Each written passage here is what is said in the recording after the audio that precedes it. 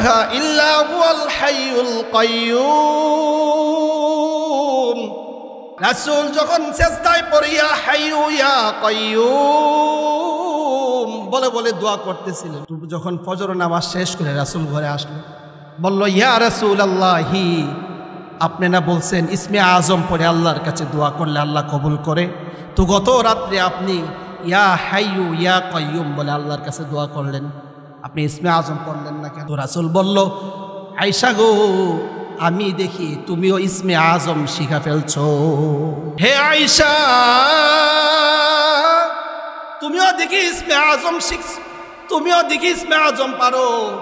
আর আল হাইয়ুল কাইয়্যুম হলো ইসমে আজম। এই দুই শব্দ পরে যদি কোনো মানুষ অভাবের সময় আল্লাহর কাছে চায়, আল্লাহ তার অভাব দূর করে দিবে। আল হাইয়ুল কাইয়্যুম, তুমি চিরসত্তা, পৃথিবীর সব কিছু ধ্বংস হয়ে যাবে, একমাত্র তুমি থাকবা। পৃথিবীর সব কিছু একদিন শেষ হয়ে যাবে, এমনকি আসমান, যে আসমান আল্লাহ এত সুন্দর করে বানিয়েছে, এই আসমান একদিন ধ্বংস হয়ে যাবে। জমিন এত সুন্দর করে আল্লাহ পাক বানিয়েছে, এই জমিনকে আল্লাহ পাক ধ্বংস করে দিবে। মানুষকে আল্লাহ পাক চার জিনিসের কসম খেয়ে বলেছে, মানুষ, আমি তোমাকে এত সুন্দর করে বানিয়েছি, এই মানুষ মৃত্যুবরণ করে মানুষও ধ্বংস হয়ে যাবে। আল্লাহ পাক কুল কায়নাত পৃথিবী বানিয়েছেন, সব কিছু আল্লাহ পাক একদিন না একদিন ধ্বংস করে দিবে। আমি আপনাদের সামনে কালামে পাকের সূরাতুল বাকারা, অর্থাৎ পুরা কোরআনের ভিতরে সবচেয়ে শ্রেষ্ঠতম যে আয়াত, আবার বিভিন্ন বিবেচনায় সবচেয়ে গুরুত্বপূর্ণ যে সূরাও আছে, এই সূরার থেকে এবং এই আয়াতে কারিমা পাঠ করেছি, যাকে আমরা পরিভাষায় বলি আয়াতুল কুরসি। আয়াতুল কুরসি মানে আয়াত অর্থ হচ্ছে নিদর্শন, আর কুরসি শব্দের অর্থ হলো চেয়ার।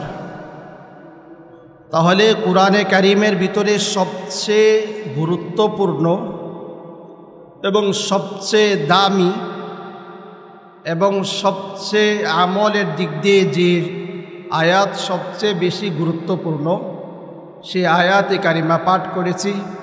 আল্লাহ চাহে তো সে আয়াতকে সামনে রেখেই কোরআন ও হাদিস থেকে আলোচনা করব ইনশাআল্লাহ তাআলা। যতগুলো কথা বলবো, মালিক সর্বপ্রথম আমাকে, তারপর আপনাদেরকে যেন আমল করার তৌফিক দান করে, সকলে বলুন আমিন। প্রথম কথা হলো, পুরা কোরআনই হচ্ছে মুআজিজা এবং পুরা কোরআনই হলো একটি দোয়া। আমি আপনি আল্লাহর কাছে যাই বলি, বাংলায় যদি এটা প্রকাশ করি তো আমি বলি আমি আপনার আল্লাহর কাছে বাংলায় চেয়েছি, তো কেমন যেন পুরা কোরআনে কারিমও এমন একটি মুআজিজা বা এমন একটি দোয়া, যা তেলাওয়াত করে আল্লাহর কাছে চাওয়া হয়, আল্লাহ পাক তাকে আপনি আমাকে কি করবেন? দান করবেন। কারণ হচ্ছে কোরআন, আল কোরআন ও কালামুল্লাহ। কোরআন হলো এমন একটি গ্রন্থ, কোরআন এমন একটি বাণী, যে বাণী তেলাওয়াত করলে, পাঠ করলে, স্বাভাবিকত অন্য যা কিছু আমরা তেলাওয়াত করি, পাঠ করি, সাধারণত তা পাঠই হয়ে থাকে। একমাত্র হলো কোরআন, যেটা তেলাওয়াত করলে কেমন যেন আপনি তেলাওয়াত করতেছেন আর আল্লাহর সাথে আপনি সরাসরি কথা বলতেছেন। তো এর ভিতর দিকে সবচেয়ে যে গুরুত্বপূর্ণ আয়াত, সেটা হলো আয়াতুল কুরসি।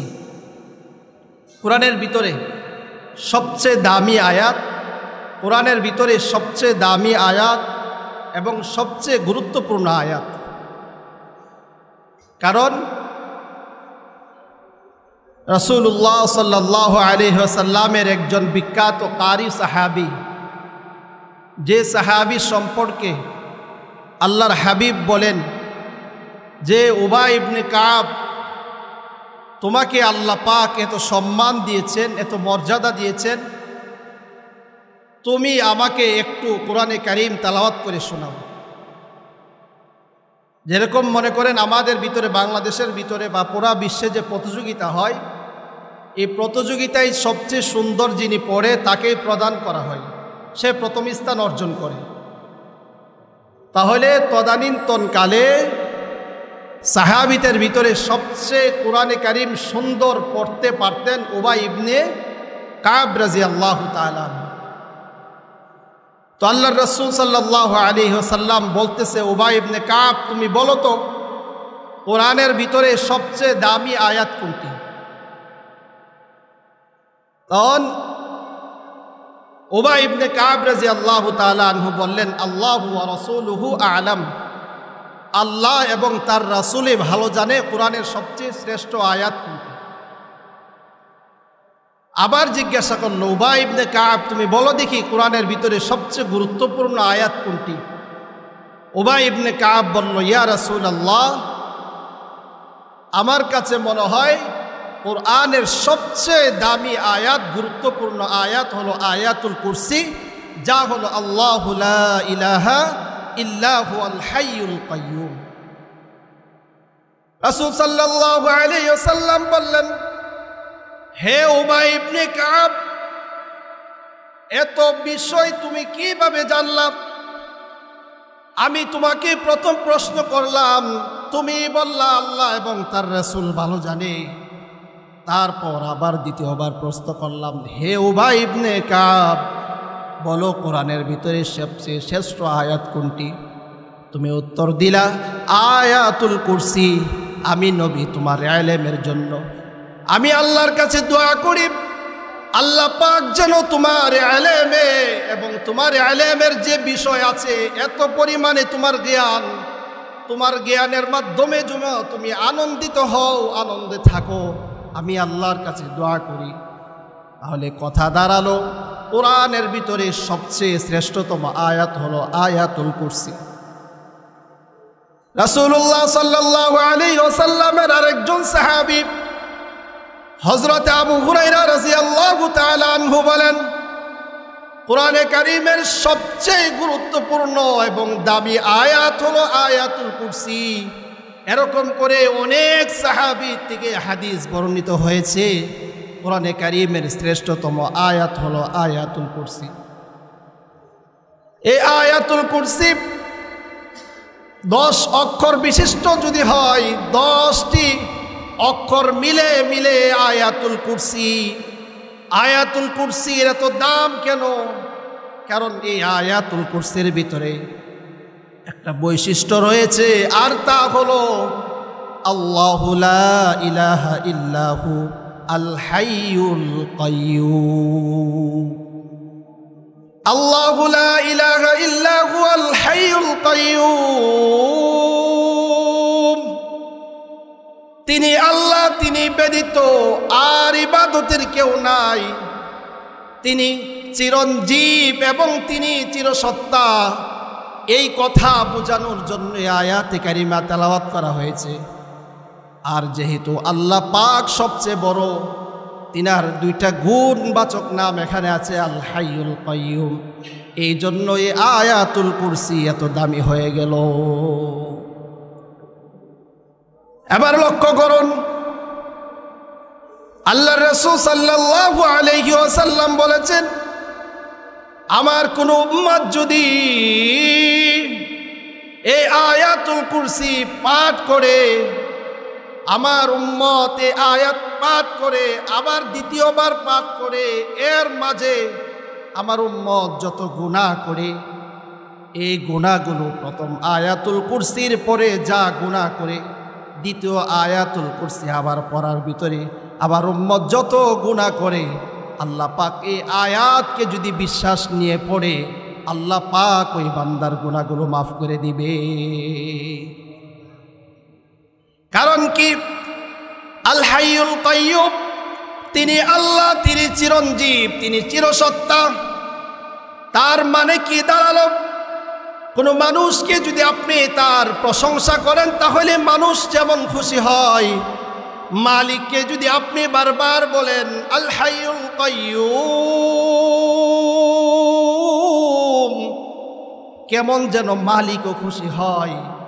কারণ আপনাকে যদি বলে, ভাই আপনি একজন সুন্দর মানুষ, স্মার্ট মানুষ, আপনাকে দেখতে অনেক সুন্দর, আপনার কাজকর্ম খুব ভালো, তাহলে স্বাভাবিকত দুনিয়ার অবস্থানে আপনি অনেক খুশি হয়ে যান। ঠিক তদ্রূপভাবে আল্লাহ রাব্বুল আলামিনের কোনো ছেলে নাই, আল্লাহ রাব্বুল আলামিনের কোনো মেয়ে নাই। আল্লাহকে যখন আমি আপনি আল হাইয়ুল কাইয়ুম বলে ডাকি, আল্লাহ পাক খুশি হয়ে যায়। কারণ হলো এই আয়াতুল কুরসি এমন একটি আয়াত, যে আয়াতের সাথে আল্লাহ পাকের আরশে আজিমের কুরসির সাথে, আল্লাহর কুরসির সাথে দুটি ঠোঁট লাগানো আছে। যে কোনো বান্দা বান্দি এই আয়াতুল কুরসি তেলাওয়াত করবে, পাঠ করবে, পাঠ করার সঙ্গে সঙ্গে এই আয়াতুল কুরসি আল্লাহর কাছে বারবার বলতে থাকে, মালিক তোমার এই বান্দারে তুমি যদি মাফ না করো, আমি আয়াতুল কুরসি তোমার প্রশংসা করতেই থাকবো। আর এটা যখন আমি আপনি তেলাওয়াত করি, কেমন যেন আমার আপনার পক্ষে হয়ে আয়াতুল কুরসি আপনার জন্য আল্লাহর কাছে মাপ চাইতে থাকে। তাহলে বোঝা যায় আয়াতুল কুরসির দাম আছে। তো তার কেমন দাম? আয়াতুল কুরসি মানে কি? দেখেন প্রত্যেকটা অক্ষরে এত আল্লাহ পাকের গুণবাচক নাম। আল্লাহু লা ইলাহা ইল্লা হুয়াল হাইয়ুল কাইয়ুম, আল্লাহ ছাড়া কোনো মাবুদ নাই। আমি আপনি যখন আল্লাহর কাছে কথা বলি, আল্লাহ রাব্বুল আলামিন খুশি হয়ে যায়। আবার যখন বলি আল হাইয়ুল কাইয়ুম, তুমি চিরসত্তা, পৃথিবীর সব কিছু ধ্বংস হয়ে যাবে, একমাত্র তুমি থাকবা। পৃথিবীর সব কিছু একদিন শেষ হয়ে যাবে। এমনকি আসমান, যে আসমান আল্লাহ এত সুন্দর করে বানিয়েছে, এই আসমান একদিন ধ্বংস হয়ে যাবে। জমিন এত সুন্দর করে আল্লাহ পাক বানিয়েছে, এই জমিনকে আল্লাহ পাক ধ্বংস করে দিবে। মানুষকে আল্লাহ পাক চার জিনিসের কসম খেয়ে বলেছে, মানুষ আমি তোমাকে এত সুন্দর করে বানিয়েছি, এই মানুষ মৃত্যুবরণ করে মানুষও ধ্বংস হয়ে যাবে। আল্লাহ পাক কুল কানাত পৃথিবী বানিয়েছেন, সব কিছু আল্লাহ পাক একদিন না একদিন ধ্বংস করে দিবে।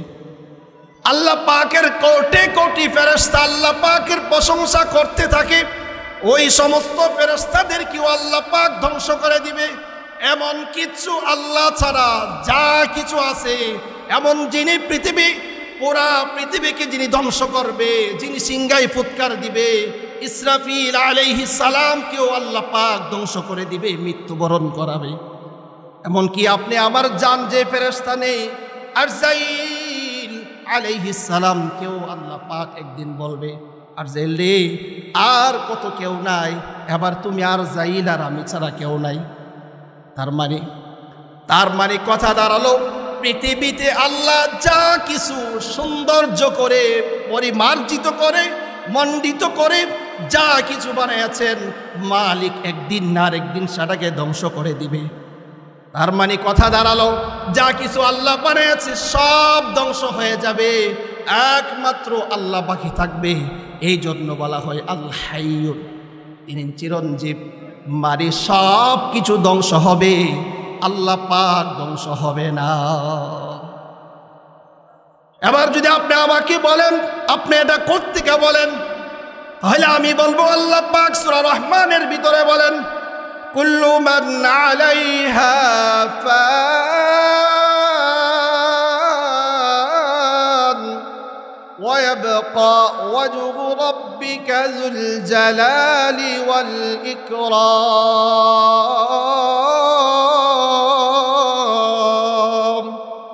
আল্লাহ বলে পৃথিবীতে যা কিছু আছে সব কিছু আমি একদিন ধ্বংস করে দিব, একমাত্র আমি আল্লাহ থাকবো। এই জন্য আমি আল্লাহ হলাম হাইয়ুন, আমি আল্লাহ চির সত্য, আমি আল্লাহ চিরঞ্জীব। সব কিছু ধ্বংস হয়ে যাবে। মানুষ তোমাকে এত সুন্দর করে বানিয়েছি, তোমাকেও কিন্তু আমি মৃত্যু দিই। তার মানে আপনার মৃত্যু হওয়া মানে আপনি পৃথিবী থেকে অন্য জায়গায় চলে গেলেন। তাহলে কি দাঁড়ালো কথা? এক এক করে সব কিছু একদিন ধ্বংস হয়ে যাবে, আল্লাহ ধ্বংস হবেন না। তিনি যদি ধ্বংস হয়ে যান তাহলে পৃথিবী কে টিকায় রাখবে? কোথায় থেকে জান্নাত আসবে, কোথায় থেকে জাহান্নাম আসবে? এই জন্য আল্লাহ বলছে, আমি আল্লাহ হলাম হাইয়ুন, আমি আল্লাহ হলাম কাইয়ুম।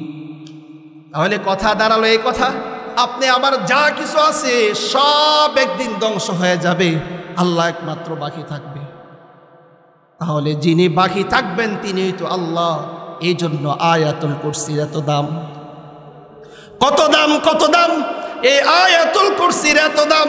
আয়াতুল কুরসির ভিতরে এমন দুটি আয়াত আছে, এমন দুটি অক্ষর আছে, এমন দুইটি শব্দ আছে, যেই শব্দ বলে যদি আপনি যতই গুনাহগার হন, মালিককে ডাক দেন, মালিককে ডাক দেন, মালিক আপনাকে ব্যর্থ করে দিবে না। আপনি যখন এই আল হাইয়ুল কাইয়ুম, আল হাইয়ুল কাইয়ুম, আল হাইয়ুল কাইয়ুম বলে ডাক দিয়ে মালিকের কাছে দোয়া করবেন, আপনি যত বড়ই নাফরমান হন, আল্লাহর এই গুণবাচক দুই আয়াত, দুই শব্দ নিয়ে যদি আপনি আল্লাহর কাছে দোয়া করেন, রব্বে কাবার কসম, সাহাবীর থেকে হাদিস বর্ণিত, তিনি বলছেন উম্মত শুনো রে, এই আয়াতুল কুরসি যারা দুইবার আল হাইয়ুল কাইয়ুম বিশ্বাসের সাথে, ইয়াকিনের সাথে যদি কোনো বান্দা আমি আল্লাহর কাছে এই দুই শব্দ বলে গুনার জন্য মাফ চাই, আমি আল্লাহ তাকে গুনাহ মুক্ত করে দিব। কোনো বান্দা যদি অভাবে থাকে, আমি আল্লাহর কাছে যদি এই দুই আয়াত পরে দোয়া করে, আমি আল্লাহ তাকে সাথে সাথে তা দেয়া দিব। তার মানে যা কিছু প্রয়োজন, আপনি যদি আল হাইয়ুল কাইয়ুম এই দুই শব্দ বলে আল্লাহর কাছে দোয়া করেন, হাদিস শরীফে আসছে রাসূল বলে আল্লাহ পাক ওই বান্দাকে যদি না দেয়, আল্লাহ পাক লজ্জিত হন। এই দুই আয়াতের এত গুণ, আল হাইয়ুল কাইয়ুম স্বাভাবিক কথা নাই। আর এই দুই আয়াত যে বেশি বেশি তেলাওয়াত করে, যে বেশি বেশি পাঠ করে, এই বান্দা এত দামি হয়ে যায়, এই বান্দা এত দামি হয়ে যায়, এমনকি ফেরেশতাদের চেয়েও, এমনকি জিন থেকেও আল্লাহ পাক তাকে একটি যোগ্যতা দেয়া দেয় এই আয়াত যিনি বেশি বেশি তেলাওয়াত করে। সাহাবীদের ভিতরে অনেক সাহাবী এমন হয়েছে যে আল্লাহু লা ইলাহা ইল্লা হুয়াল হাইয়ুল কাইয়ুম, আল হাইয়ুল কাইয়ুম এত পরিমাণে। আম্মা জান আয়েশা রাদিয়াল্লাহু তাআলা আনহা বলেন, একদিন আমি রাতের বেলা বিছানায় শুয়েছিলাম, হঠাৎ করে দেখি আমার সামনে আমার সাথে রাসূল শোয়া ছিল। হঠাৎ ঘুম থেকে উঠা দেখি রাসূল ঘরের ভিতরে নাই। এখন আমাদের মতো আপনাদের মতো যুগ না যে লাইট জ্বালায় দিবে, তখন তো সেই ব্যবস্থা ছিল না। আম্মা জান আয়েশা রাদিয়াল্লাহু তাআলা আনহা চিন্তায় পড়ে গেলেন যে হঠাৎ রাসূল রাত্রির বেলা কোথায় বের হয়ে গেলেন। তিনার হাত দ্বারা সামনের দিকে যায়, দেখে রাসূলকে পাওয়া যায় না। তো যাইতে যাইতে আম্মা জান আয়েশার হাত আর রাসূলের পা মুবারক একসাথে হল। তখন তিনি দেখলেন রাসূল নামাজের সিজদারত অবস্থায় আছে, সিজদায় পড়ে পড়ে বলতেছে ইয়া হাইয়ু ইয়া কাইয়ুম, ইয়া হাইয়ু ইয়া কাইয়ুম বলে বলে আল্লাহর কাছে কান্না করতেছে। এদিকে আবার হযরতে বেলাল, যিনি রাসূলের মুয়াজ্জিন ছিল, মসজিদে ফজরের আজান হয়ে গেল, ফজরের নামাজের সময় হয়ে গেছে, রাসূল এখনো নিজের কামরার থেকে আসেন না। সাহাবীদের ভিতরে কথা উঠল, নামাজের সময় হয়ে যাচ্ছে, রাসূল নিজের কামরা থেকে বের হচ্ছেন না। মনে হয় আজকে রাসূলের ঘুম বেশি পাইছে, এই জন্য রাসূল এখনো ফজরে আসতে পারেন নাই। সাহাবীরা সবাই মিলে বলল, সাহাবীদের ভিতরে যিনি শ্রেষ্ঠ সাহাবী সিদ্দিক আকবর রাদিয়াল্লাহু তাআলা আনহু, সবাই বলল হে আবু বকর সিদ্দিক, রাসূলের পরে তোমার সম্মান, তুমি যাও গিয়ে রাসূলকে ঘুম থেকে জাগাও। আবু বকর বলে, সাহাবীরা রে, আমি আবু বকরের এত সাহস নাই যে রাসূল ঘুমায়ে থাকবে আর আমি আবু বকর ডাক দিব। যদি প্রয়োজন হয় আমি আবু বকর একা একা নামাজ পড়ে মসজিদ থেকে বের হয়ে যাব, তো রাসূলকে ডাক দিব না। এখন সবাই বলছে, ওমর তুমি হইলে একজন কঠিনতম মানুষ, তোমার রাগ বেশি, তুমি যদি গিয়ে রাসূলকে ডাক দাও রাসূল ঘুম থেকে উঠবে, তুমি যাও। তো ওমর বলতেছে, ভাই সাহাবী, সব জায়গায় গরমগিরি দেখা যায় না। আমি ওমর ইসলামের জন্য কুফরের জন্য শক্ত হতে পারি, কিন্তু রাসূলের কাছে আমি ওমর মোমের মতো নরম, কারণ রাসূলের উপর আমি ওমর যাইতে পারবো না, আমিও একা একা নামাজ পড়ে চলে যাব। এক এক করে সমস্ত সাহাবীকে বলল, যে এখন যেহেতু কেউ যাবে না, সবাই মিলে বলল, হে রাসূলের মুয়াজ্জিন বেলাল, তুমি না আমাদেরকে বলছো আসসালাতু খায়রুম মিনান নাওম, ঘুম থেকে নামাজ উত্তম। এখন যাও তুমি গিয়া রাসূলকে ডাক দাও। বেলাল বেচারা পড়ে গেছে অসুবিধায়, মসজিদে নববীর থেকে বের হয়ে রাসূলের কামরার সামনে দিয়ে ঘুরতেছে আর বলতেছে আসসালাতু খায়রুম মিনান নাওম। এই শব্দ যখন বেলাল রাস্তায় বলতেছে, এমনিতে রাসূলুল্লাহ সাল্লাল্লাহু আলাইহি ওয়াসাল্লামের কান পর্যন্ত পৌঁছে। রাসূল কিন্তু ঘুমেছিলেন না, সেজদায় পড়ে ইয়া হাইয়ু ইয়া কাইয়ুম বলে বলে উম্মতের জন্য কিন্তু দোয়া করছিলেন। রাসূল সাল্লাল্লাহু আলাইহি ওয়াসাল্লাম সেজদার থেকে মাথা মুবারক উঠালেন, উঠে ঘর থেকে যখন বের হলেন, সামনে বেলাল বলতেছে ইয়া রাসূলুল্লাহি, আমি বেলালকে আপনি মাফ করবেন।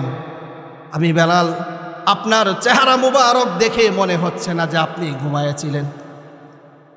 হাদিসের মধ্যে আসছে আল্লাহর হাবিব এত পরিমাণে লম্বা সেজদা দিতেন যে ওনার চেহারা মুবারকে রক্ত জমে যেত।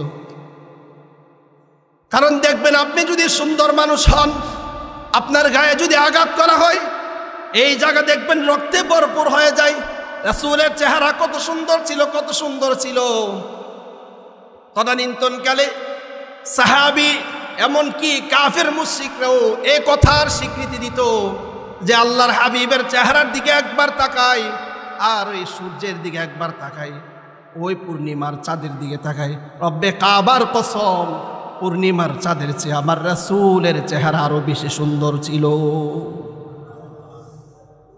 তাহলে রাসূলের চেহারা এত সুন্দর, রাসূল যে সেজদায় পড়েছিলেন, ওনার চেহারা মুবারকে রক্ত জমে গেল। বেলাল হাবশী ডেকে ডেকে বলতেছে ইয়া রাসূলুল্লাহি, ওগো নবীজি, আমি বেলালকে আপনি ক্ষমা করবেন। আমি বেলাল, আপনাকে আমি জাগাইতাম না, আপনাকে ডাকতাম না। ভাই সিদ্দিক আকবরকে বলা হয়েছে, সিদ্দিক আকবর আসে নাই। ওমরকে বলা হয়েছে, আসে নাই। উসমানকে বলা হয়েছে, আসে নাই। আলীকে বলা হয়েছে, আসে নাই। এক এক করে সমস্ত সাহাবীদেরকে বলা হয়েছে, কেউ আসে নাই। সমস্ত সাহাবীরা মিলে আমি হযরতে বেলালকে পাঠাইয়াছেন, এই জন্য এসে আমি আপনাকে ডাকছি। আসসালাতু খায়রুম মিনান নাওম। রাসূল ওই দিন যে ফজর ধরতে পারে নাই, রাসূল যে ওই দিন ফজরের নামাজের সময় দেরি হয়ে গেছিল, রাসূল সেজদায় পড়ে উম্মতের জন্য আল্লাহর কাছে বলছিলেন ইয়া হাইয়ু ইয়া কাইয়ুম। যে আয়াতুল কুরসি আমি আপনি যদি পড়ি, আমি আপনি যদি আয়াতুল কুরসি তেলাওয়াত করি, আমার আপনার কি প্রতিদান দিবে? হাদিসের মধ্যে আসছে, কোন বান্দা যদি প্রত্যেক ফরজ নামাজের পরে আয়াতুল কুরসি পাঠ করে, ওই বান্দা জান্নাতে, আয়াতুল কুরসি পড়া শেষ, বান্দা সাথে সাথে জান্নাতে যাবে। এখন কথা দাঁড়ালো, আয়াতুল কুরসি পড়ে যদি আমি জান্নাতে চলে যাই, তো জীবিত থাকলে কি জান্নাতে যাওয়া যাবে নাকি? রাসূল বলছে এটার প্রতিবন্ধকতা হলো জান্নাতে বান্দা যায় না এই জন্য যে বান্দা মরে নাই বিদায় যায় নাই। তার মানে আপনি যদি ফজরের নামাজে পড়েন আর আপনি যদি জোহরের আগে মৃত্যুবরণ করেন, জান্নাতে যাইতে আপনার কোনো বাধা নেই। আয়াতুল কুরসি তেলাওয়াত করছেন আর আপনি জান্নাতে প্রবেশ করবেন। এখন আয়াতুল কুরসি কোনটা? আল্লাহু লা ইলাহা ইল্লা হুয়াল হাইয়ুল কাইয়ুম লা তাখুযুহু সিনাতু ওয়ালা নাওম। এই হলো আয়াতুল কুরসি। কোনো বান্দা বান্দি যদি যখনই পড়ে তখনই জান্নাতে যাবে। তবে যাই না কেন? মৃত্যুবরণ করে নাই, এই জন্য জান্নাতে যাই নাই। আপনি যদি সকালে পড়েন, আবার যদি আপনি বিকালে পড়েন, দিনের ভিতরে যদি আপনি মারা যান, আল্লাহর হাবিব বলছে সে লোক হলো জান্নাতি। আবার যদি আপনি বিকালে পড়েন, সকাল পর্যন্ত যদি আপনি মারা যান, তার আগ মুহূর্তে যদি আপনি মারা যান, তাহলে আপনি হলেন জান্নাতি। তার মানে যে বেশি বেশি আয়াতুল কুরসি পড়বে কেমন যেন সে জান্নাতি মানুষ। এখন দুঃখজনক হলো আপনারা কয়জনে পড়েন? মুসল্লি পারে না ইমাম সাহেবের আগে সালাম ফিরে চলে যেতে, মুসল্লি পারে না ইমামকে লাশ বৈঠকে যাই গেছে ঠিক আছে, সেজদার দিকে উঠছে শেষ, পারে না এই সময় চলে যাইতে। তো মুসল্লি এত তাড়াতাড়ি চলে যায় তো আয়াতুল কুরসি পড়ে কখন? নামাজের সুন্নত সিস্টেম কি? সালাম ফিরানোর পরে আল্লাহু আকবার, আস্তাগফিরুল্লাহ আস্তাগফিরুল্লাহ আস্তাগফিরুল্লাহ, তারপরে আল্লাহুম্মা আনতাস সালাম ওয়া মিনকাস সালাম তাবারাকতা রব্বানা ওয়া তাআলাইকা ইয়া যাল জালালি ওয়াল ইকরাম। এরপরে আয়াতুল কুরসি পড়তে হয়, এরপরে আরো দোয়া কালাম পড়ে তাসবিহাত পড়ে আপনাকে উঠতে হবে। মুসল্লি আয়াতুল কুরসি পড়বে কখন? সালাম ফিরাইয়া সাথে সাথে পিছনে চলে যায়। আয়াতুল কুরসি কখন পড়বে? সালাম ফিরেই দাঁড়ায় নামাজ শুরু করে। অথচ হাদিসের মধ্যে আসছে কোনো বান্দা যদি দুই নামাজের ভিতরে কোনো দোয়া কালাম না পড়ে, কোনো ইবাদত না করে, কেমন যেন তার নামাজটা অপূর্ণ রয়ে গেল। মানে ফরজ নামাজ শেষ করার পরে আপনি তাসবিহাতগুলো পরে আবার সুন্নতে দাঁড়াইতে হবে। দেখুন আমাদের মসজিদে সমস্যাটা বেশি। দেখবেন নামাজের সালাম ফিরানোর পরে এখান থেকে একজন দাঁড়ায়, ওখান থেকে একজন দাঁড়ায়, আল্লাহু আকবার বলে সুন্নতের নিয়ত করে। এটা ঠিক না। মাসআলা হলো ফরজ নামাজ শেষ করার পরে আমল করার পরে মুনাজাত করেন না করেন ভিন্ন ব্যাপার। মুনাজাত কোনো ফ্যাক্টর না, কিন্তু আল্লাহর রাসূলের শিখানো সুন্নত দোয়া আপনাকে পড়তেই হবে। পড়বেন তো ইনশাআল্লাহ? মুসল্লি যারা আছেন, জুমার মুসল্লি যারা আছেন তো পড়বে। ওয়াক্তে মুসল্লির কথা বলতেছি, বিশেষ করে নামাজ পড়ে মাশাআল্লাহ দাঁড়ায় যায়, একবার আল্লাহু আকবার বলে না, আস্তাগফিরুল্লাহ বলে না, আয়াতুল কুরসি তো অনেক দূরের ব্যাপার। তাহলে কথা দাঁড়ালে যে কোনো মানুষ যদি আয়াতুল কুরসি পাঠ করে, কোনো মানুষ যদি আয়াতুল কুরসি পাঠ করে, তো কেমন যেন সে জান্নাতি। আর তার ভিতরে আয়াতুল কুরসির ভিতরে একটা দুইটা শব্দ আছে যাকে বলা হয় ইসমুল আজম। আপনারা শুনছেন না গ্রাম বাংলায় মানুষ কত ইসমে আজম কবা পারে? বাবা হে ইসমে আজম পারে। ওই দেখেন যে আয়েশা রাদিয়াল্লাহু তাআলা আনহা রাসূল যখন সিজদায় পড়ে ইয়া হাইয়ু ইয়া কাইয়ুম বলে বলে দোয়া করতেছিলেন, তো যখন ফজর নামাজ শেষ করে রাসূল ঘরে আসলো, বলল ইয়া রাসূলুল্লাহি, আপনি না বলছেন ইসমে আজম পড়ে আল্লাহর কাছে দোয়া করলে আল্লাহ কবুল করে, তো গত রাত্রে আপনি ইয়া হাইয়ু ইয়া কাইয়ুম বলে আল্লাহর কাছে দোয়া করলেন, আপনি ইসমে আজম পড়লেন না কেন? তো রাসূল বলল, আয়েশা গো, আমি দেখি তুমিও ইসমে আজম শিখা ফেলছো। হে আয়েশা, তুমিও দেখি ইসমে আজম শিখছো, তুমিও দেখি ইসমে আজম পারো। আর আল হাইয়ুল কাইয়ুম হলো ইসমে আজম। এই দুই শব্দ পরে যদি কোনো মানুষ অভাবের সময় আল্লাহর কাছে চায়, আল্লাহ তার অভাব দূর করে দিবে। আল্লাহ পারে তো অভাব দূর করতে, যদি না পারে তো আসমান জমিনের মালিক যেহেতু তিনি আল্লাহু লা ইলাহা ইল্লা হুয়াল হাইয়ুল কাইয়ুম, আসমানের মালিক তিনি, জমিনের মালিক তিনি, তার ভিতরে যা কিছু আছে সব কিছুর মালিক যেহেতু তিনি, আমাকে আপনাকে জেনে যেহেতু তিনি বানিয়েছেন, অতএব তিনি সব কিছু করতে পারেন। হাদিসের মধ্যে আসছে কোনো বান্দার যদি ঋণগ্রস্ত হয়, বেশি থেকে বেশি যদি ইয়া হাইয়ু ইয়া কাইয়ুম বলে আল্লাহর কাছে বলে, মালিক তুমি তো হাইয়ুন কাইয়ুম, আমি হইলাম তোমার গোলাম, আমার অনেক টাকার ঋণ, তুমি আমাকে ঋণের পরিশোধের ব্যবস্থা করে দাও। হাদিসের কথায় সাক্ষ্য বোঝা যায়, ঋণগ্রস্ত ব্যক্তি যদি এই দোয়া করে করে আল্লাহর কাছে চায়, অবশ্যই আল্লাহ পাক তার ঋণ দেওয়ার ব্যবস্থা করে দিবে। এরপরে যদি কোনো ছেলের বিবাহ হয় না, হাদিসের ভাষ্য থেকে কথা বোঝা যায়, কোনো বান্দা যদি তার বিবাহ হয় না, বাবা তার ছেলের বিবাহ হয় না, বাবার উচিত আল্লাহর কাছে বেশি বেশি ইয়া হাইয়ু ইয়া কাইয়ুম বলে দোয়া করা।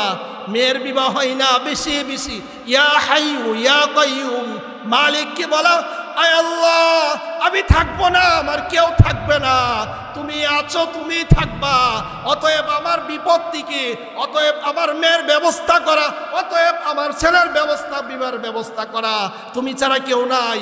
হাদিসের মধ্যে আসছে বান্দা যদি এই দোয়া বেশি বেশি আল্লাহর কাছে করে, সকল সমস্যার সমাধান আল্লাহর পক্ষ থেকে আসবে।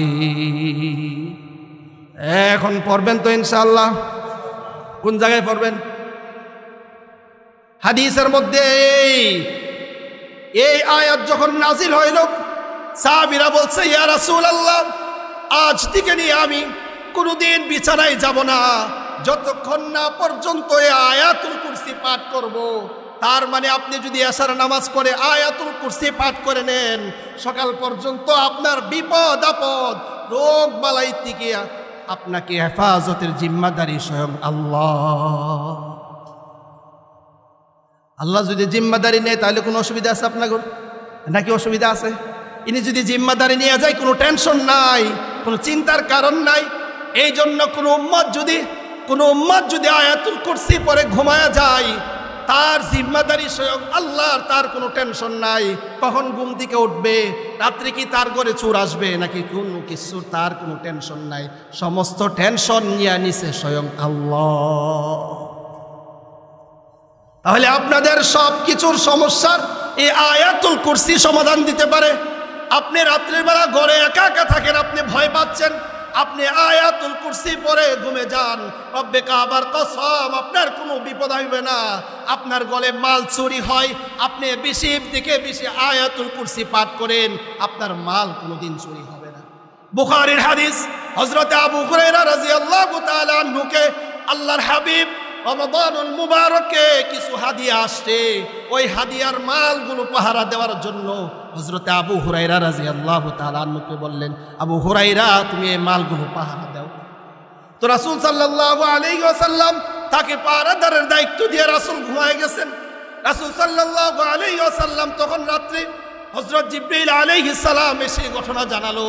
হযরত আবু হুরায়রা রাদিয়াল্লাহু তাআলা আনহু বলেন, আমাকে রাসূল পাহারাদার দিয়েছে, আমি সুন্দর করে পাহারা দিতে হবে। তো আবু হুরায়রা রাদিয়াল্লাহু তাআলা আনহু রাত্র যখন গভীর হয়ে গেল, হঠাৎ করে দেখে কে যেন বাইতুল মাল এরকম হাত দিয়েছে, তার নখগুলো অনেক বড়। তো হযরত আবু হুরায়রা রাদিয়াল্লাহু তাআলা আনহু চোরের হাত ধরলেন, ধইরা বললেন, আমাকে রাসূল পাহারাদার নিযুক্ত করেছে, তুমি কে যে বাইতুল মালে ধরলা?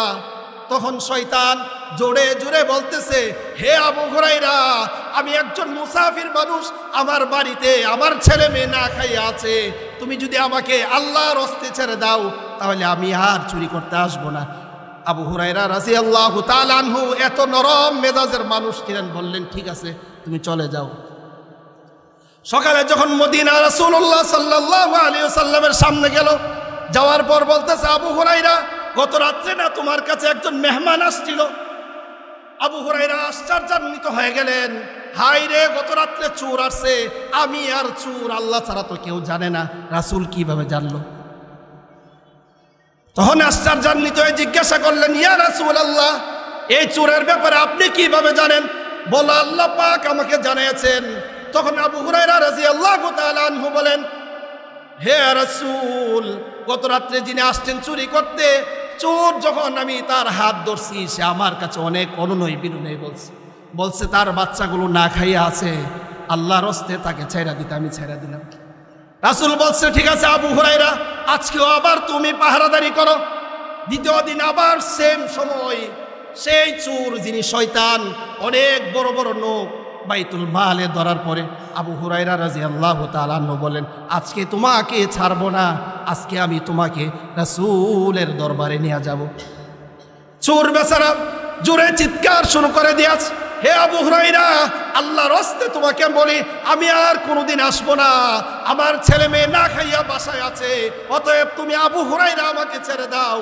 তো আবু হুরায়রা যখন আল্লাহর হস্তে বলছে, কারণ সাহাবীদের একটা গুণ হলো তারা যদি শুনে আল্লাহর নাম শুনে সাহাবীরা বিগলিত হয়ে যায়, তাদের মন নরম হয়ে যায়। সূরা বুঝছে যে আবু হুরায়রাকে আল্লাহর হস্তে বলতে হবে, আল্লাহর হস্তে তুমি আমাকে ছেড়ে দাও, আমি আর চুরি করতে আসবো না। আবু হুরায়রা বললেন ঠিক আছে ছেড়ে দিন। আবার সকালে যখন রাসূলের কাছে আসছে বলতেছে, হে আবু হুরায়রা, গত রাত্রে যে তোমার কাছে চোর আসছিল, চোর কোথায়? বলল, ইয়া রাসূলুল্লাহ, সে অত অনুনয় বিনয় করে আমাকে বলছে যদি আমি তাকে ছেড়ে দেই তো আল্লাহর হস্তে বলার কারণে আমি আবু হুরায়রা তাকে ছেড়ে দিয়েছি। রাসূল বলছে ঠিক আছে, আজকে বাইতুল মাল সুন্দর করে তুমি পাহারা দিও। তৃতীয় দিন আবার সেম সময় শয়তান মালগুলো ধরছে, ধরার পরে আবু হুরায়রা আবার হাতে ধরছে, বলছে আজকে একদিন তোমাকে ছাড়ছি, দ্বিতীয় দিন ছাড়ছি, আজকে তোমাকে ছাড়বো না। তখন শয়তান বলতেছে 2 দিন মাপ পাইছি, আজকে তো পাবো না। তখন শয়তান একটা বুদ্ধি করছে। শয়তান বলে, হে আল্লাহর রাসূলের সাহাবী হযরত আবু হুরায়রা, তুমি শোনো, তুমি আমাকে 2 দিন মাফ করছো, আজকে যে অবস্থা মাফ করবা না। তবে কথা শোনো, আজকে যদি তুমি আমাকে ছেড়ে দাও, তোমাকে এমন একটি আমল শিখাবো, তোমাকে এমন একটি কোরআনে কারীমের আয়াত শিখাবো, যা যদি তুমি পড়ো তোমার বাইতুল মাল কেন কোথাও থেকে কোনো জায়গার থেকে তোমার মাল চুরি হবে না। আবু হুরায়রা রাদিয়াল্লাহু তাআলা আনহু বলতেছেন, 2 দিন আল্লাহর হস্তে ছাড়ছি, আজকে আমাকে যেহেতু শিক্ষা দিবে, অতএব শিক্ষক হিসাবে আমি তাকে ছেড়ে দিই, শিক্ষক হিসাবে আমি ছেড়ে দিই। কারণ কিছু যদি শিখতে হয়, সাহাবীদের ভিতরে ভালোবাসা ছিল। আল্লাহ তার রাসূলের যখন বলছে এমন একটি আমল শিখাবো, এমন একটি দোয়া শিখাবো, যা কোনো দিন তোমার বাইতুল মাল কেন যেখানেই তুমি এই আয়াতে কারিমা পাঠ করো কোথাও থেকে তোমার মাল চুরি হবে না। আবু হুরায়রা বলেন ঠিক আছে বলো। বললে আবু হুরায়রা শোনো, আয়াতুল কুরসি, আল্লাহু লা ইলাহা ইল্লা হুয়াল হাইয়ুল কাইয়্যুম, এই দোয়া, এই কোরআনে কারীমের আয়াত তুমি বেশি বেশি পড়বা। কোনো দিন তোমার ঘরে, কোনো দিন তোমার মাল, কোনো দিন তোমাকে বিপদ আপদ স্পর্শ করবে না। তখন আবু হুরায়রা বলল, এত বড় জ্ঞান দিছ, তোমাকে কিভাবে রাখি? বাছ হাত ছেড়ে দিছে, বেচারা চলে গেছে। পরের দিন আয়েশা রাসূলের কাছে যখন আসছে বলল, এ আবু হুরায়রা, গতকালকে যে মেহমান আসছিল কোথায়? আবু হুরায়রা বলতেছে, ইয়া রাসূলুল্লাহি, প্রথম 2 দিন আল্লাহর হস্তে ছাড়ছি, কালকে তাকে আমি এই জন্য ছাড়ছি। সে আমাকে বলছে, আবু হুরায়রা, এমন একটা দোয়া শিখাবো, এমন একটি আমল শিখাবো, যে আমল যদি তুমি করো কোনো দিন তোমাকে ছুঁড়ে স্পর্শ করবে না। তখন বলতেছি, ইয়া রাসূলুল্লাহ, সে আমাকে আয়াতুল কুরসি শিখাইছে। রাসূল বলছে, সে যে দোয়া শিখাইছে দোয়াটা হলো সত্য, এই যে আয়াতে কারিমা তোমাকে শোনাইছে সেটা সত্য, তবে সে কে তুমি চিনো? না ইয়া রাসূলুল্লাহ, আমি চিনি না। তখন আল্লাহর হাবিব বললেন, সে হলো শয়তান। শয়তান কি কোনোদিন ভালো কাজ করে? এই কথা বলেন, শয়তান কি ভালো কাজ করে? কিন্তু শয়তানে বইলা দেয়া গেছে, যদি আবু হুরায়রা এই আয়াতুল কুরসি যদি তুমি পড়ো কোনোদিন তোমাকে শয়তানও ধরবে না। এই জন্য হাবিব বলেন, কোন উম্মত যদি ফজরের নামাজের পরে আয়াতুল কুরসি পড়ে জোহর পর্যন্ত তার জিম্মাদারি স্বয়ং আল্লাহর। কোন বান্দা যদি জোহরে আয়াতুল কুরসি পড়ে আসর পর্যন্ত জিম্মাদারি আল্লাহর। কোন বান্দা যদি আসরে পড়ে মাগরিব পর্যন্ত জিম্মাদারি আল্লাহর। কোন বান্দা যদি মাগরিবে পড়ে এশার পর্যন্ত জিম্মাদারি আল্লাহর। কোন বান্দা যদি এশারে আয়াতুল কুরসি পড়ে ফজর পর্যন্ত জিম্মাদারি স্বয়ং আল্লাহ। আল্লাহ যদি জিম্মাদারি হয়ে যায়, বটতলার মানুষের কোনো সমস্যা আছে নাকি? এয়ারপোর্টে যারা চাকরি করে নাকি কোনো সমস্যা? কোনো যাই তো সমস্যা নাই। সকলের কাছে অনুরোধ থাকবে, আয়াতুল কুরসি নিজে যদি না পারেন মোবাইলে হইল অথবা যে কোনোভাবে আপনার ঘরের ছোট ছোট বাচ্চা আছে তাদেরকে জিন ধরে, হাবিব বলছেন কোন উম্মত যদি আয়াতুল কুরসি পড়ে বাচ্চার গায়ে হাত তুলে দেয়, এই বাচ্চাকে কোনো দিন জিনে ধরবে না। অনেক বলেন প্রেগনেন্সির সময় যে আমার স্ত্রীর পেটে বাচ্চা, কিন্তু এই হয় তাদের জন্য রাসূল বলছে আয়াতুল কুরসি পড়ো। আয়াতুল কুরসি পড়ে যদি তোমার ঘরকে, আয়াতুল কুরসি পড়ে যদি তোমার ঘরকে নূরান্বিত করতে পারো, তাহলে তোমার জীবনে বিপদ আপদ রোগ বালাই কিছুই তোমাকে স্পর্শ করবে না। কারণ এই আয়াতের ভিতরে একটা 2টা শব্দ আছে যাকে বলা হয় ইসমে আযম, ইয়া হাইয়ু ইয়া কাইয়্যুম। এখন পড়বেন তো সবাই ইনশাআল্লাহ? কবের থেকে? আজকের থেকে মানি পড়তে পড়তে তো হয়ে গেছেন গা। আয়াতুল কুরসি নিজে যদি পারেন নিজে পড়েন, নিজের বাচ্চাটা আছে তাকে পরে ফু দিয়া দেন, নিজের স্ত্রীর গায়ে সমস্যা পরে ফু দিয়া দেন, তারপরে নিজে পড়েন, ঘরে লিখে পড়ান, বাচ্চাকে শেখান। এই আয়াতুল কুরসি এমন এক আয়াত যে আয়াত আপনাকে জান্নাত পর্যন্ত পৌঁছায় দিবে। পড়বেন তো ইনশাআল্লাহ? প্রত্যেক ফরজ নামাজের পরে এবং রাত্রি শোয়ার সময়, অথবা হাবিব বলছে যে কোনো সময় আপনি যদি আয়াতুল কুরসি পড়েন আপনার সিকিউরিটি হয়ে গেল স্বয়ং আল্লাহ। তো আর কোনো অসুবিধা আছে? আল্লাহ যদি আপনার জিম্মাদারি হয়, অসুবিধা আছে? তাহলে গাড়ি অ্যাক্সিডেন্ট করে রাস্তায় মরবেন না। ইমানের সাথে আপনার মৌত কি হবে? গড়েই হবে। কারণ গাড়িতে উঠে যদি আপনি আয়াতুল কুরসি পড়েন, গাড়ির জিম্মাদারি কার হয়ে গেল?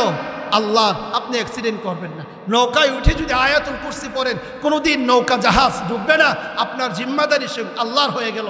হালতে, বসতে, উঠতে, হাঁটতে আপনি যদি আয়াতুল কুরসির আমল করেন, কেমন যেন আপনি 24 ঘন্টায় আল্লাহর জিম্মাদারিতে থাকবেন ইনশাআল্লাহ।